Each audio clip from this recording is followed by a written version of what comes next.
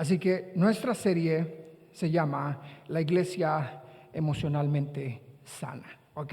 Así que voy a incomodarlos esta tarde y ese es uno de mis retos, es incomodarlos.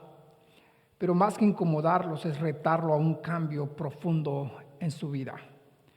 Y antes de empezar quiero empezar con una pregunta y después quiero terminar con una historia.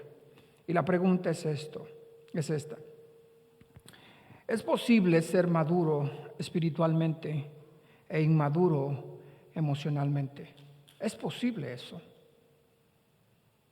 Ahora, con esa pregunta en mente vamos a navegar durante las historias que hoy tengo para ustedes. ¿Es posible ser maduro espiritualmente e inmaduro emocionalmente? Quiero contarle dos historias, hablando de la ruptura emocional e espiritual que hay dentro de nosotros. Yo no sé si ustedes vieron una película que se llama El Apóstol, hace algunos años. Pero la historia empieza con este hombre, es un apóstol, es un hombre de Dios. La historia empieza a él y su madre manejando en una autopista. Y cuando se encuentran en la autopista hay un choque, varios carros, hay un accidente. Él se para y cuando él ve que hay un accidente, el apóstol encuentra a la joven ya muerta y el joven está a punto de morir. Su pasión por servir a Jesús lo lleva a este muchacho, al que ya está a punto de morirse, a un encuentro personal con Jesús. Y antes de morir acepta a Jesús en su corazón. Este hombre es fascinante. Pero la historia continúa. El apóstol es un hombre casado, es un evangelista que visita muchos países, muchas ciudades. Es un hombre respetado, amado, aclamado por la multitud.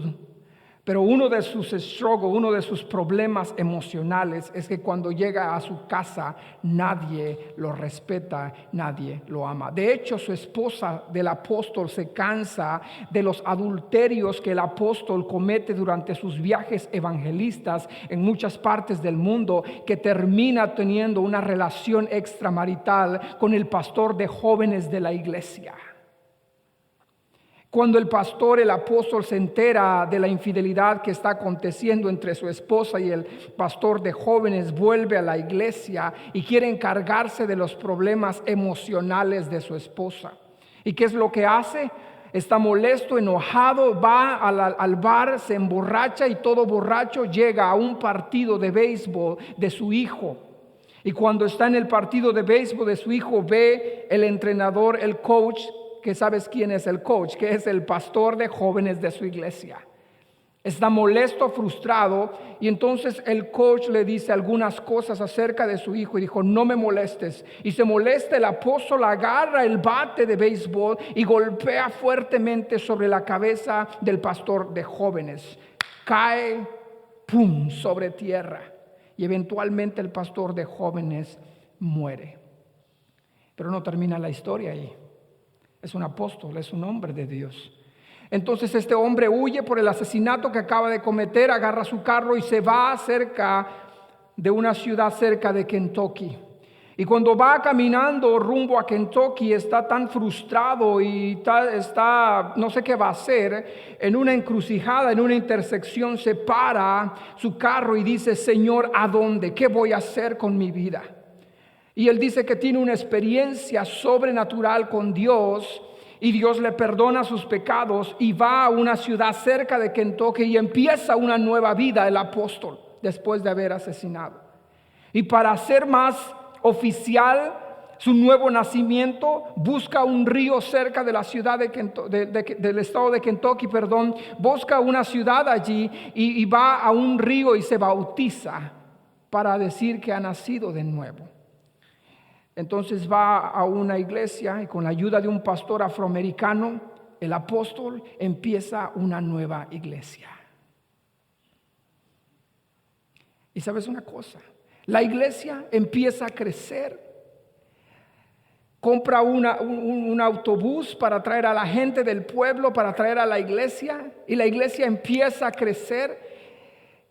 Empieza a tener su programa radial todos los días, y la radio, millones de personas escuchan su voz en las mañanas. El apóstol.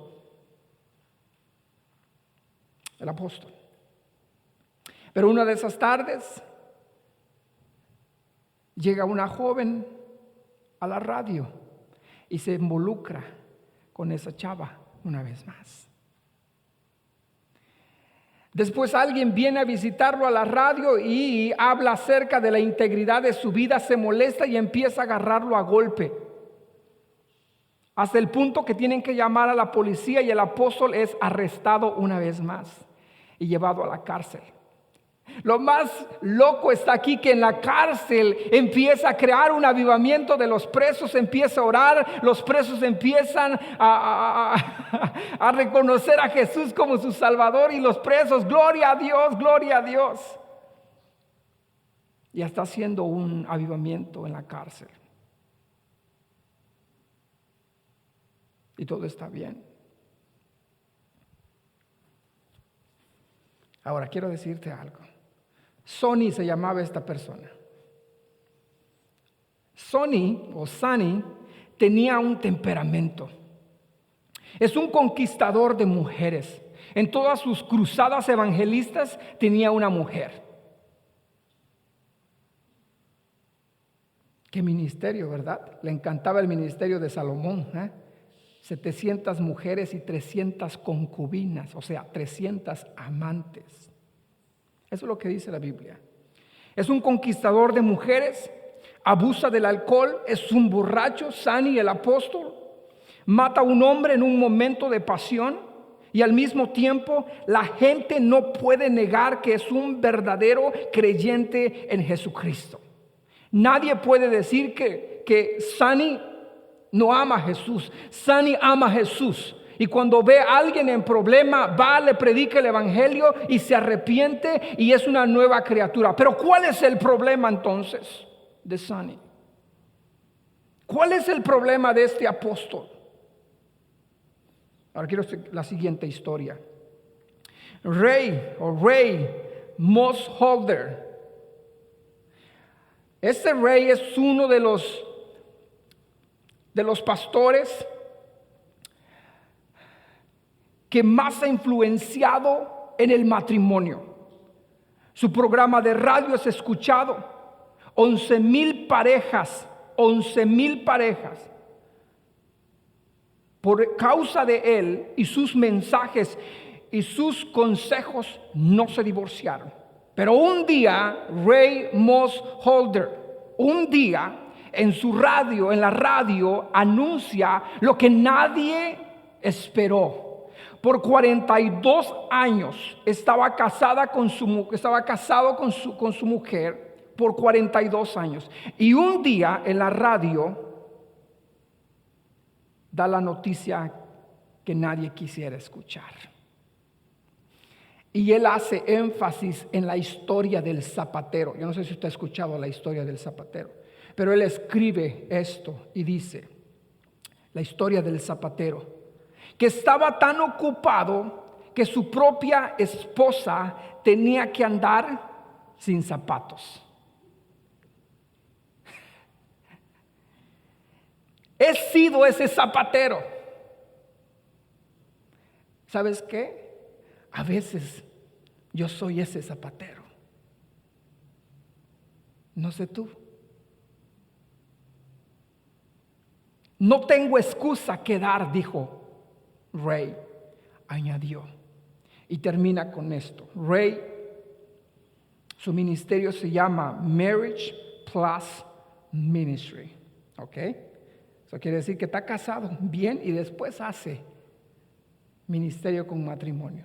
Y dice esto: lo que enseñé era verdad. Sin embargo, parecía que nunca fuimos capaces de aplicarlo en nuestro matrimonio. Ups. Iglesia, esta es la ruptura entre la salud emocional y la vida espiritual. ¿Por qué descartamos la porción emocional de lo que somos? ¿Por qué? Incluso la iglesia cristiana, cada vez que alguien tiende a contar las cosas más íntimas y profundas, simplemente lo ignoramos. La iglesia no quiere saber de tu vida emocional, la iglesia quiere saber de tu vida espiritual. ¿Alguna vez le han preguntado, ¿cómo está tu vida emocional?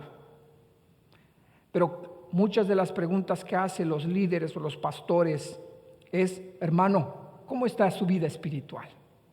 Oh, fine, good, awesome.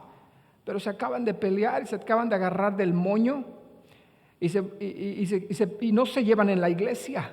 Hay personas que no se llevan dentro de la iglesia. Pero ¿cómo está su vida espiritual? No, awesome, good. De hecho, los modelos contemporáneos de discipulado exaltan la espiritualidad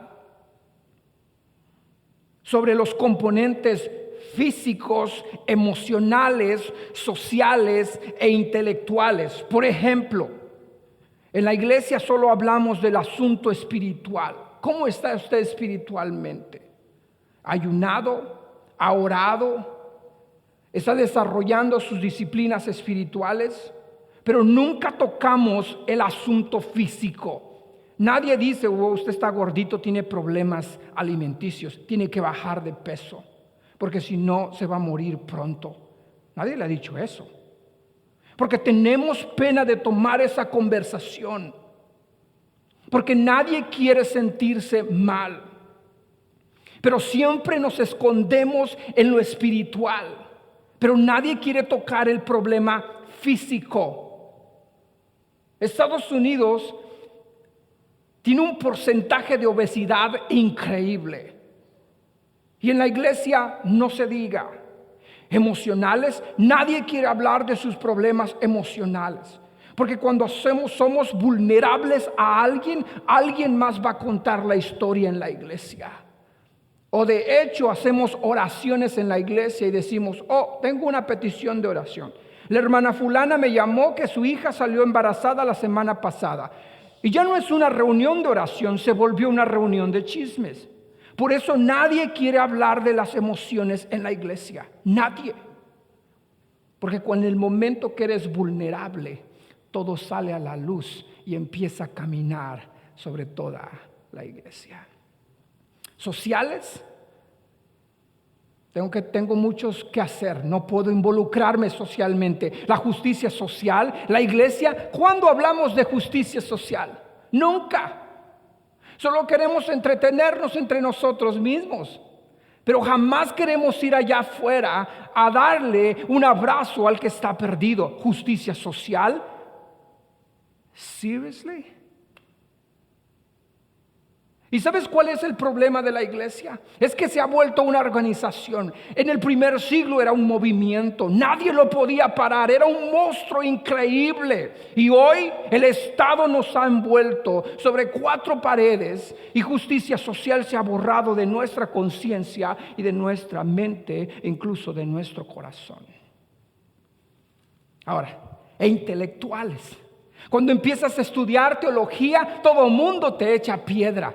Ya es un teólogo, se cree, ya sabe cosas profundas. No estudies teología, Dios te va a revelar todo. Sí, muchos pastores vienen, abren la Biblia y no saben lo que están diciendo. Incluso cuando yo tenía 17 años, mi pastor dijo, ¿saben qué? Dejen la escuela no sirve.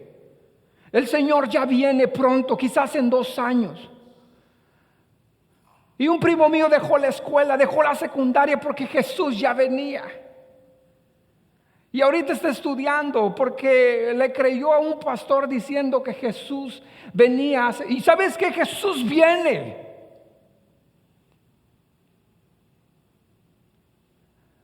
Pero tenemos problemas con lo intelectual. Cuando alguien estudia, simplemente lo queremos aplastar. La iglesia tiene que hablar estos temas. Así que los modelos contemporáneos de discipulados exaltan lo espiritual. ¿Y sabes qué? De hecho, todos somos espirituales. Ahora quiero decirte algo. No es posible que un cristiano sea espiritualmente maduro mientras se mantiene emocionalmente inmaduro. No es posible. No es posible, hermano. Y sabes una cosa, honestamente, aquí te voy a dejar caer una bomba de una vez. ¿Están listos? Iglesia, es tiempo de crecer emocionalmente. Es tiempo de que dejes de quejarte y que dejes de moverte de lugar de iglesia en iglesia porque no te gusta tal iglesia. Es tiempo de crecer emocionalmente. Hay personas que muestran una vida espiritual fuerte. ¿Y sabes qué? Sí lo eres. Eres espiritual. Eres maduro espiritual. Oras, ayuna, buscas a otros para hablarle de Cristo. Pero cuando se trata del asunto emocional, eres tan frágil.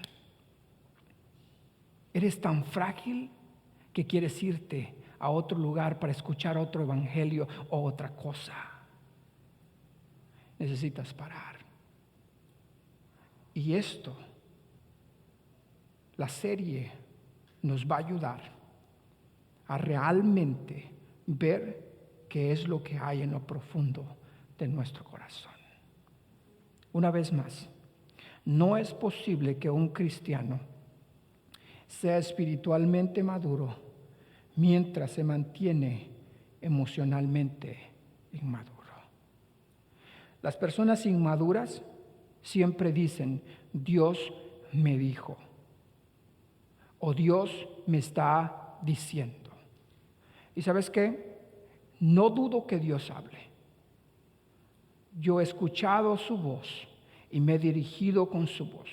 Pero el 90% de las personas que dicen Dios me dicen o Dios me dijo es porque tienen una actitud inmadura emocionalmente al momento de tomar decisiones importantes para ellos, para su familia y para sus hijos.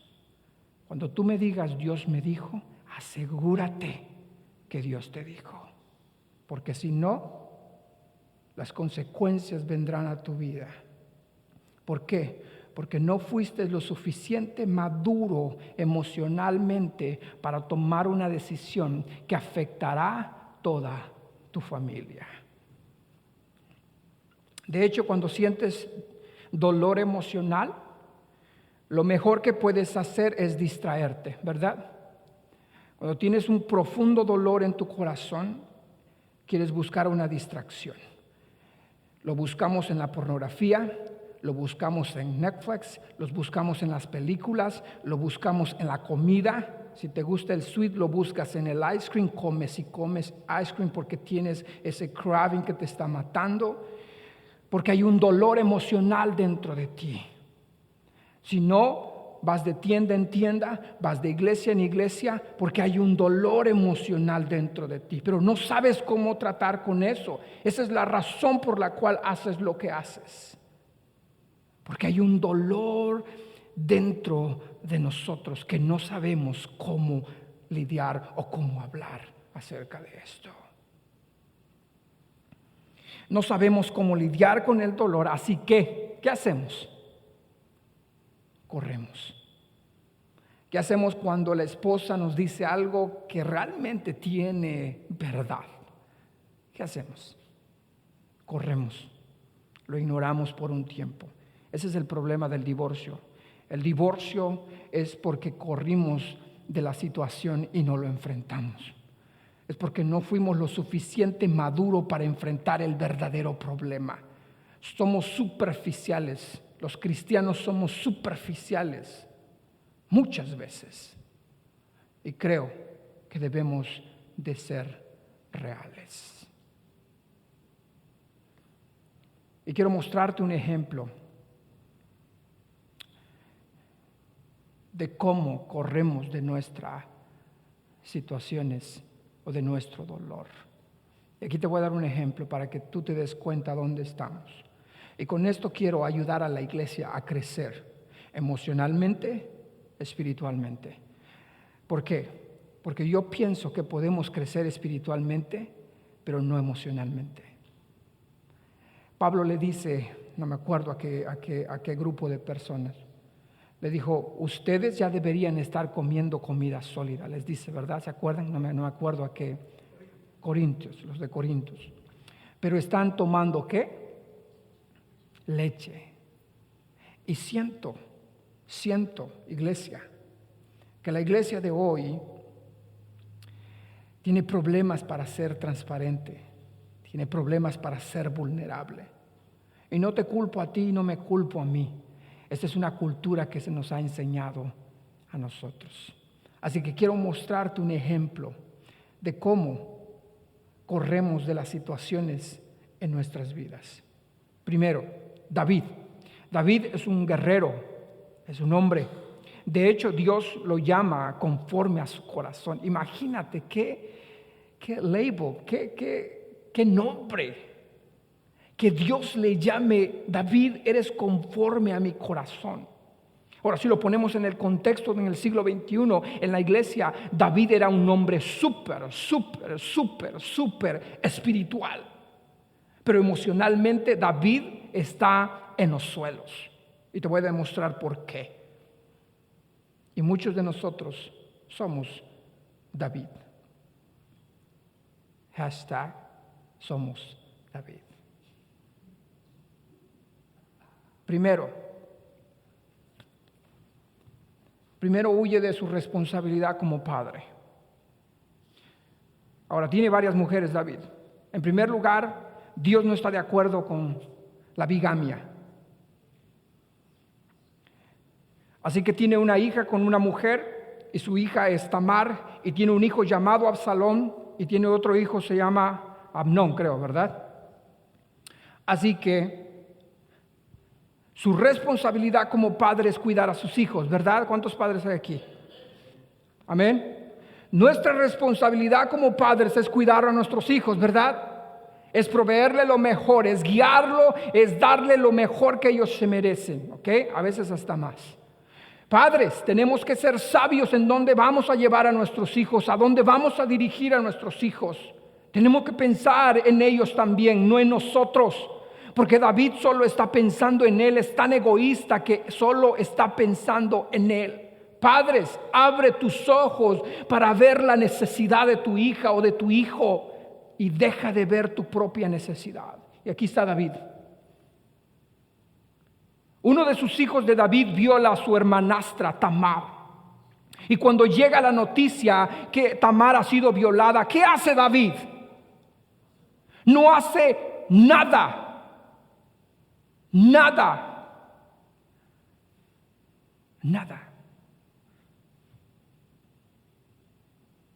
¿Y sabes qué? Si tú no haces nada, alguien va a hacer algo. Así que su hermano Absalón está molesto con su padre y con su medio hermano. Y va y asesina a su medio hermano por robarle la virginidad a su hermana Absalón. Y David no hace nada. David es un hombre súper espiritual, pero emocionalmente está acabado. No puede, porque tiene un problema dentro de él que no sabe cómo lidiar y no puede lidiar con los demás. Segundo, luego su adulterio con Betsabé. El adulterio no nace de la noche a la mañana, es un proceso de miradas matadoras. En el trabajo, en el gimnasio. Ella te ve, tú la ves. Ella te manda un mensajito, tú le envías otro mensajito. Ella te manda una carita, tú le mandas un ok. Es un juego de cosas antes de que se consuma el adulterio. Así que David está en su balcón, ustedes saben la historia. Se supone que David debió ir a la guerra. En ese momento David no debería estar en el balcón. Debería estar luchando en la guerra, pero como es rey, no quiere ir a la guerra. Y sabes que ese season, esa temporada, el rey tenía que estar en la guerra. Pero dijo, ¿sabes qué? Que los demás lo hagan. ¿Okay? ¿Hay evangelismo hoy, hermano? Oh, gloria a Dios. Voy a orar por ustedes. Que Dios los bendiga. Y él viendo televisión toda la tarde, viendo 50 Shades of Grey. Iglesia, háblame papá, dijeran los puertorriqueños. Ouch. It hurts. It hurts because it's truth. It hurts because it's truth.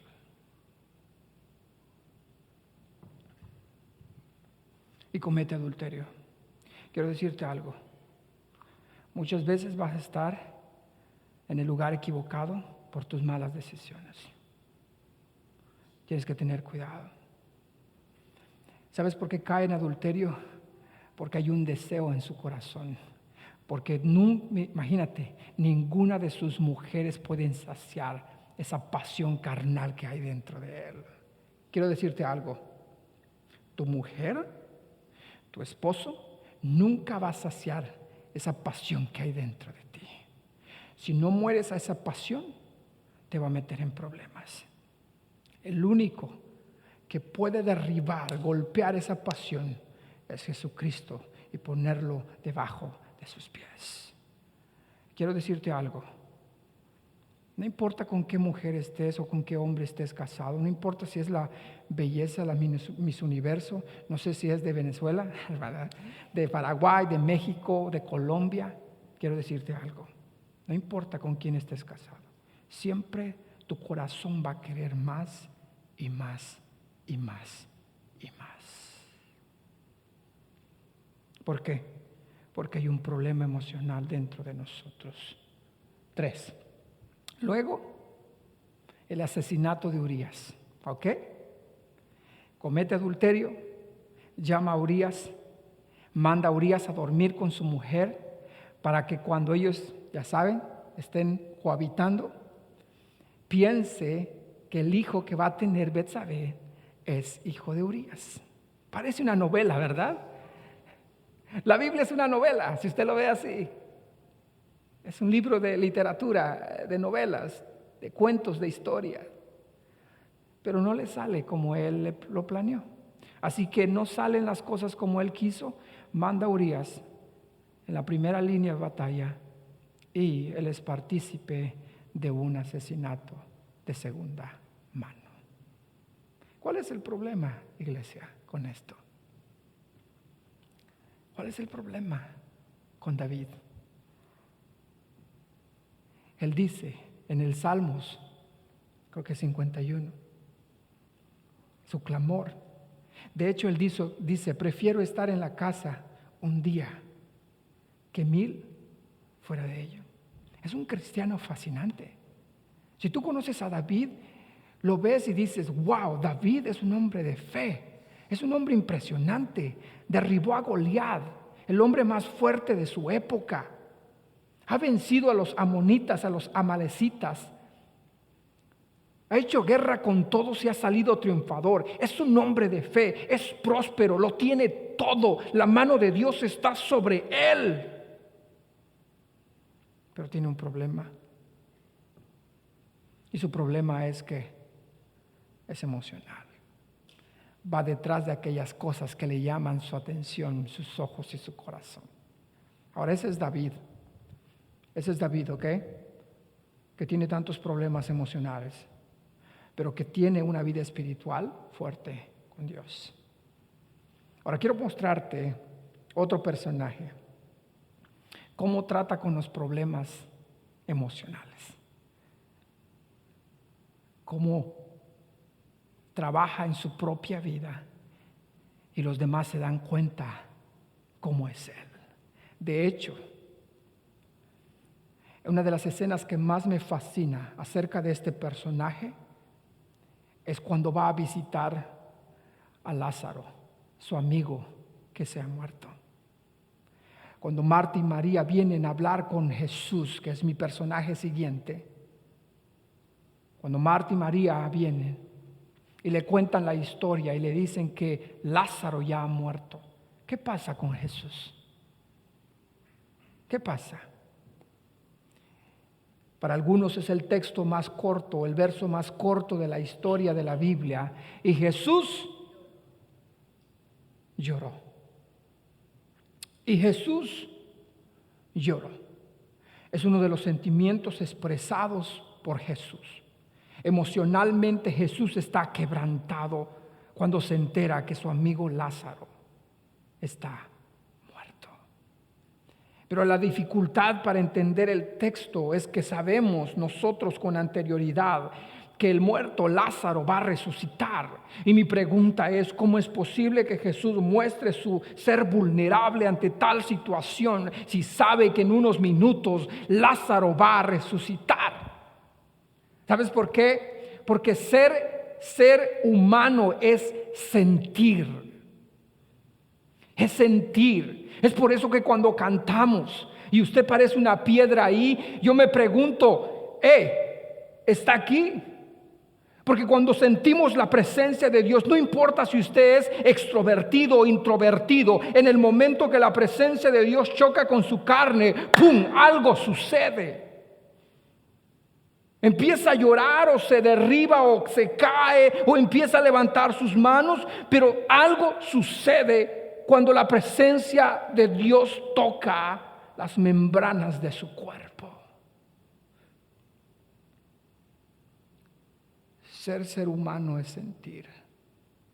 Y Jesús está demostrando que siente. Ahora, Jesús es mi personaje favorito para mostrarte cómo lidiar con las emociones. ¿Ok? ¿Está listo para aprender? Aprendimos de David, ahora vamos a aprender del Mesías, el Salvador del mundo. Y no me digas, ¿sabes qué?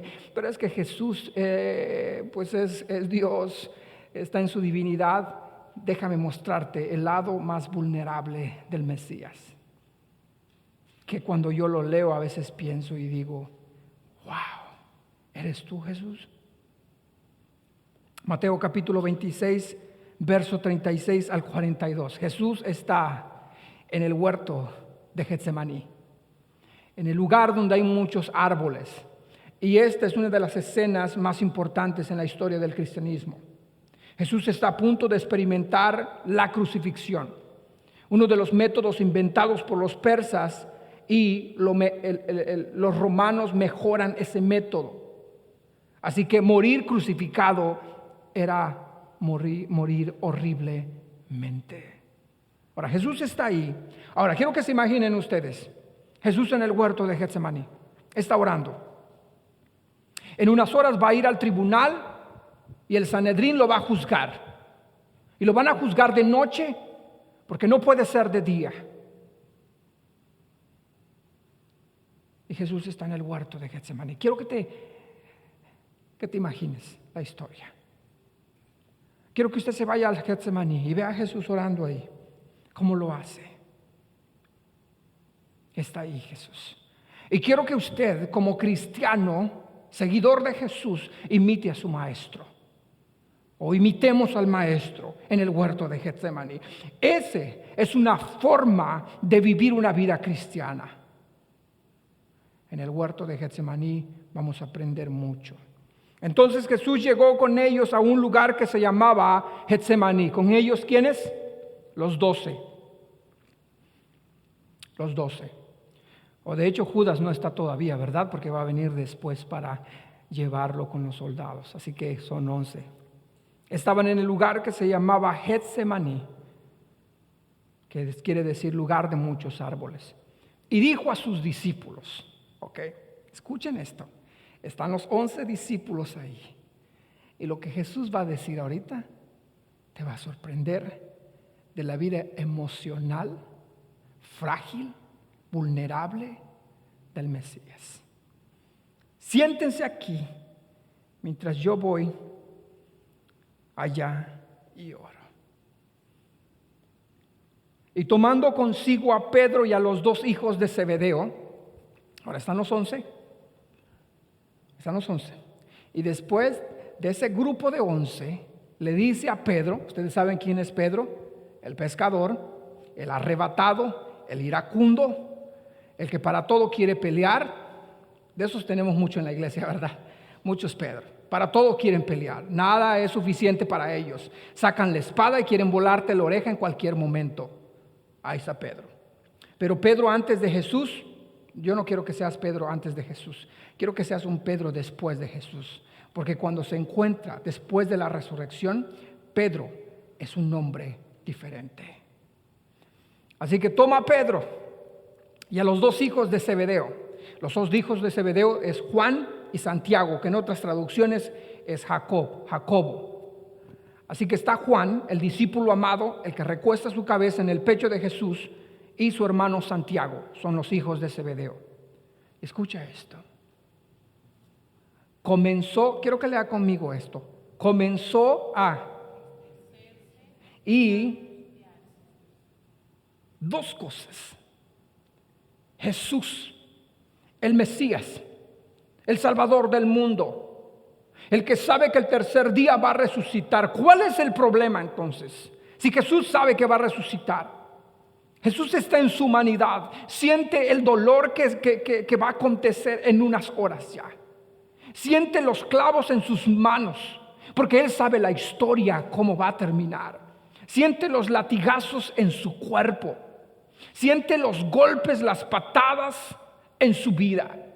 Siente todo el peso en el huerto de Getsemaní. Y empieza a angustiarse y entristecerse. Ahí está un Jesús. No es un Jesús que dice, hey, I got it. No problem. I'm fine. I'm strong. Los clavos, it's nothing. Soy Dios.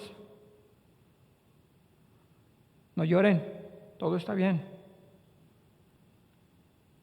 ¿Qué mostraría Jesús si dijera esas cosas? ¿Qué mostraría Jesús si ignorara la paliza que le van a dar en unas horas? ¿Qué nos enseña la historia de entristecerse y angustiarse? ¿Por qué se tiene que entristecer Jesús? ¿Por qué se tiene que angustiarse si es Dios? ¿Y sabes qué? Muchos de los cristianos están en el huerto de Getsemaní y saben lo que viene y saben lo que pasan, pero nunca hablan de su vulnerabilidad. Todo está bien. Ore por mi hermano. Ayune por mí. No pasa nada.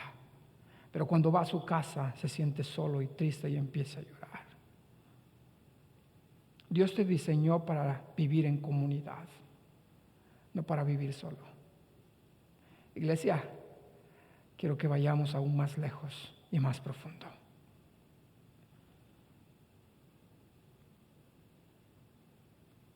En otras iglesias no van a hablar de estas cosas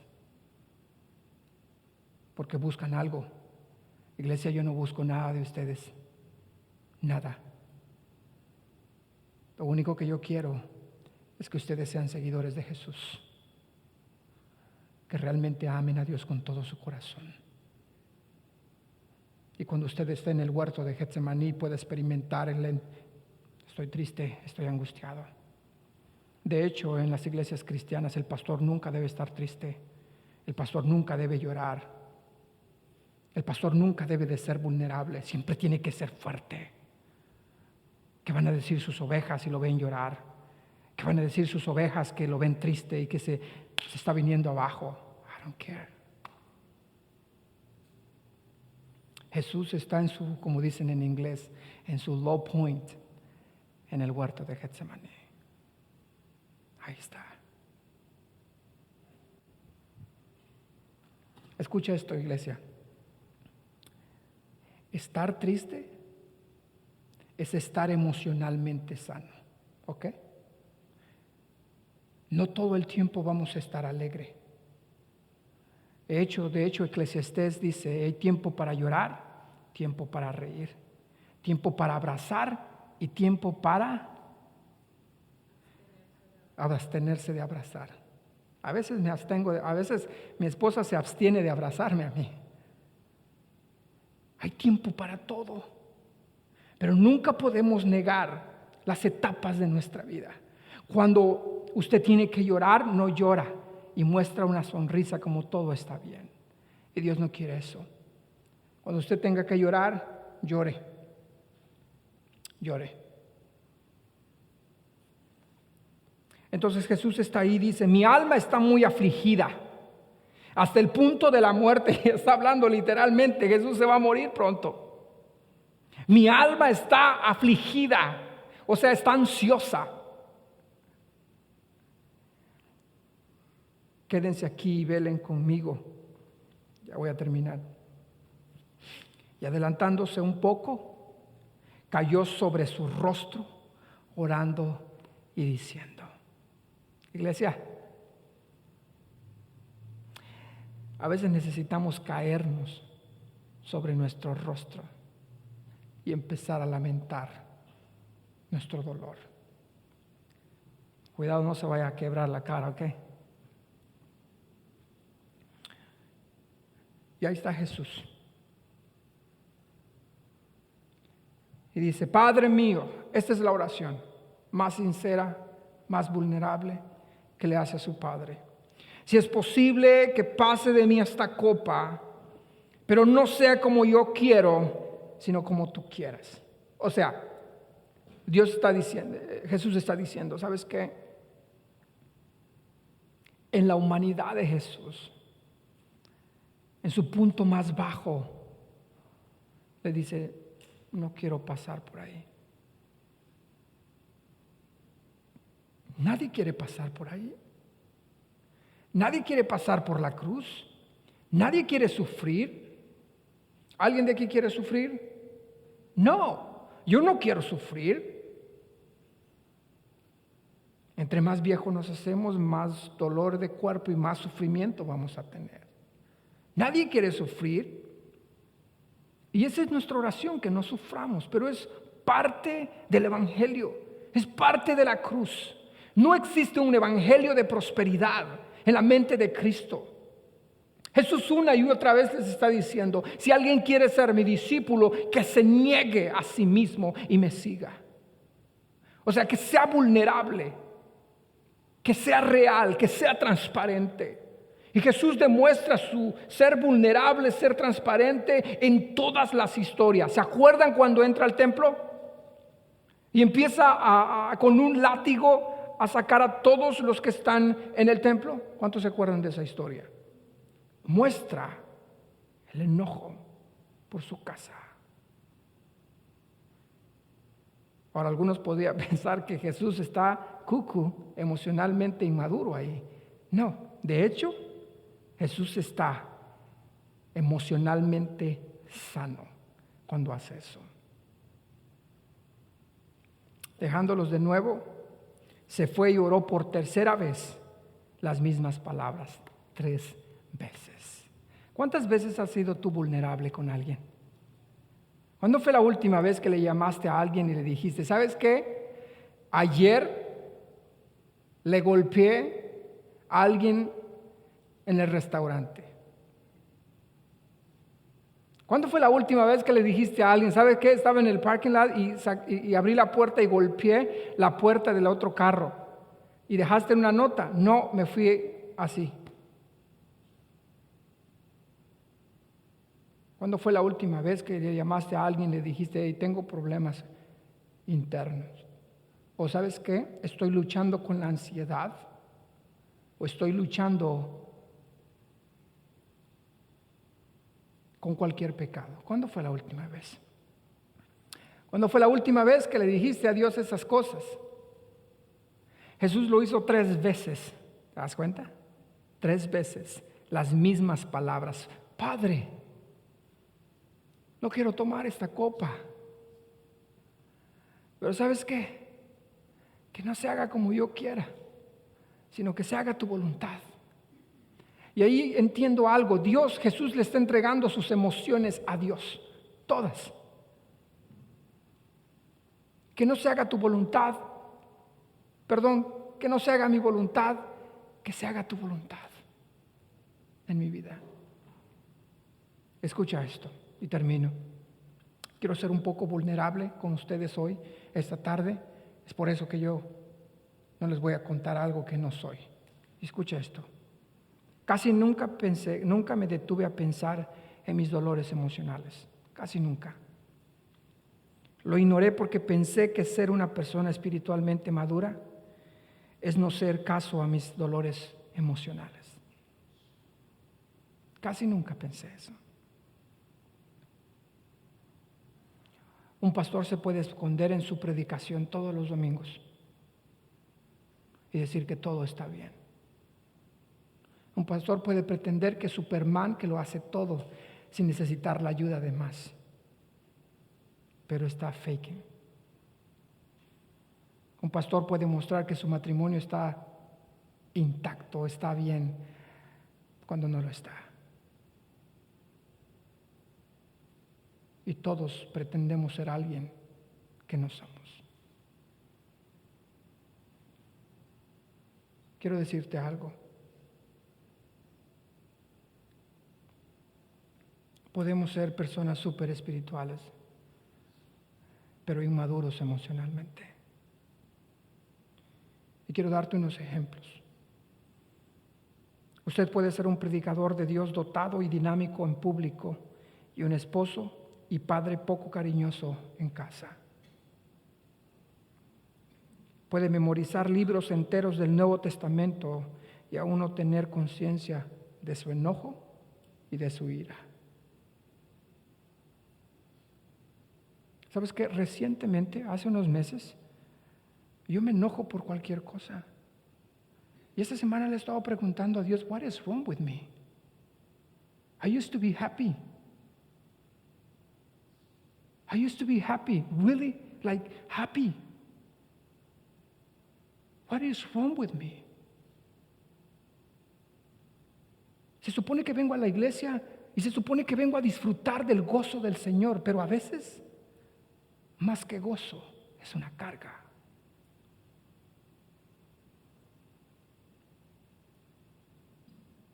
Puedo saber todos los libros y te puedo dar el mejor mensaje que puedes haber escuchado en tu vida. Pero sin conocer mis problemas tan internos que llevo dentro de mí. Estoy siendo vulnerable. Como quiero que tú seas vulnerable también. Todos estamos en el barco, iglesia. Todos estamos en el barco. Y yo estoy aquí para ayudarte. Y tú estás aquí para ayudarme. ¿Ok?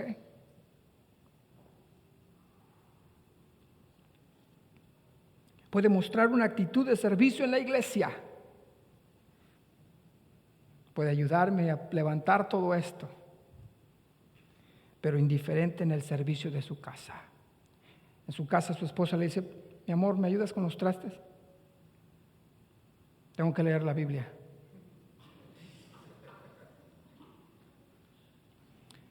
Tengo que subir el sermón del pastor. Tengo que ensayar para la próxima semana. No le estoy tirando a los músicos, ¿ok?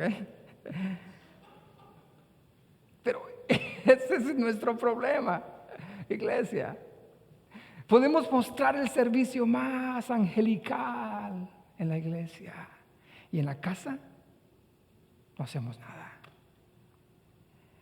Si tú eres esta persona y te identificas con esta persona, probablemente eres un hombre súper espiritual, pero inmaduro emocionalmente. Y tenemos que trabajar en eso. Ahora, quiero decirte esto. La salud espiritual y la salud emocional son inseparables. No eres uno o eres otro. Son inseparables. Y lo muestra con Jesús. Jesús, obviamente, es un hombre súper espiritual, ¿ok? Está en el huerto de Getsemaní. Pero sus emociones, de su angustia y su tristeza, viene y lo pone en las manos de Dios. En las manos de Dios. Ahí donde está. Y finalmente, ¿cómo puedo yo llegar a ese pastor, a ese lugar? Es esto. Aquí. A ese nivel, perdón. ¿Cómo puedo llegar a ese nivel? Donde mi vida espiritual y mi vida emocional se conectan. ¿Es una mentira que se puede ser una persona espiritual? Solamente. No puedes desconectar tu vida emocional de tu espiritualidad. No pueden ser inseparables. Hey, es uno. La vida emocional y la vida espiritual es uno. No se puede separar. Ahora, los ascéticos sí los pueden separar. Las personas ascéticas son las personas que se van allá como Juan el Bautista. Y no quiero decir que Juan el Bautista era un ascético, pero son personas que niegan todo a su carne y se niegan a esas cosas. Y golpean su carne fuertemente porque pretenden mejorar su vida espiritual. ¿Cuál es el secreto para llegar a ese nivel? Aquí está, y terminamos. Es rendirse, rendirse, rendirse. Y cuando digo rendirse, es alzar mis manos, es doblar mis rodillas y decir, aquí estoy. Este soy yo. Cuando lo digo, gracias por ayudarme. Gracias por lo que haces. Gracias por estar conmigo en las buenas y en las malas. Gracias. Rendirse es el lugar donde comienza una vida emocionalmente sana. Y hoy vamos a empezar. Vamos a rendirnos. No más. No trates de pelear con tus propias emociones. No trates de pelear con Dios. No trates de pelear con las personas que están a tu alrededor. Agárrame la onda, ¿no? Por favor. Porque tu lucha no es contra sangre ni carne. Tu lucha es contra principados, es contra huestes celestiales. Algo en el espíritu está pasando y no nos hemos dado cuenta. Pero para llegar a ese nivel de espiritualidad emocional donde se conecta tu espíritu y tus emociones, es rendirse. Y hoy lo vamos a hacer. Cierra tus ojos por un momento, ahí donde estás. Vamos, cierra tus ojos.